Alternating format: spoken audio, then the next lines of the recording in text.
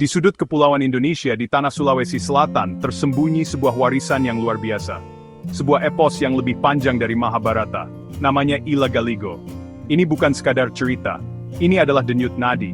Ini adalah nafas. Ini adalah jiwa masyarakat Bugis. Sebuah bukti peradaban yang agung, yang terukir dalam aksara lontara kuno. Ila Galigo adalah cermin masa lalu.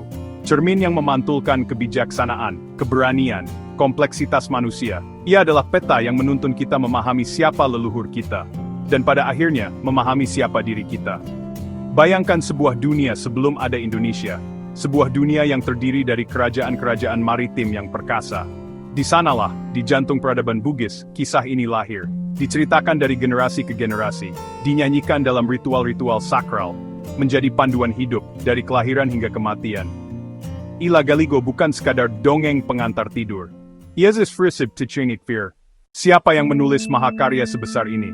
Pertanyaan itu seringkali muncul. Jawabannya tidak sederhana menyebut satu nama. Ila Galigo tidak ditulis oleh satu orang. Ia adalah karya kolektif. Disusun selama berabad-abad. Disalin selama berabad-abad. Diperkirakan bentuk tertulisnya mulai dikumpulkan sekitar abad ke-14 hingga ke-15. Naskah ini ditulis dalam bahasa Bugis kuno. Dengan aksara lontara yang khas. Setiap guratan aksara di atas daun lontar adalah sebuah seni, sebuah kesabaran yang luar biasa. Proses penulisannya adalah sebuah ritual. Para penyalin, yang disebut pasurek, adalah orang-orang terpelajar. Mereka paham sastra dan adat, bekerja di bawah cahaya temaram, dengan ketekunan yang mengagumkan, menyalin ribuan halaman, memastikan setiap kata, memastikan setiap baris tersampaikan dengan benar. Apa sebenarnya isi dari Ila Galigo? Pada intinya, ini adalah kisah penciptaan dan saga para dewa dan manusia. Cerita berpusat pada seorang tokoh utama bernama Saweri Gading. Seorang pangeran dari dunia atas yang turun ke dunia tengah, yaitu bumi. Ia adalah sosok pahlawan yang gagah berani. Seorang pelaut ulung yang mengarungi 7 samudra.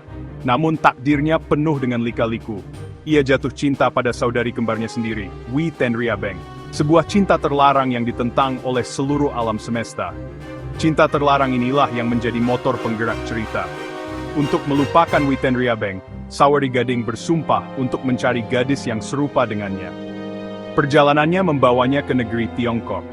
Di sana, ia bertemu dengan Wi Kudai, seorang putri yang parasnya disebut-sebut mirip dengan saudari kembarnya. Perjuangan Saweri Gading untuk mendapatkan cinta Wi Kudai tidaklah mudah.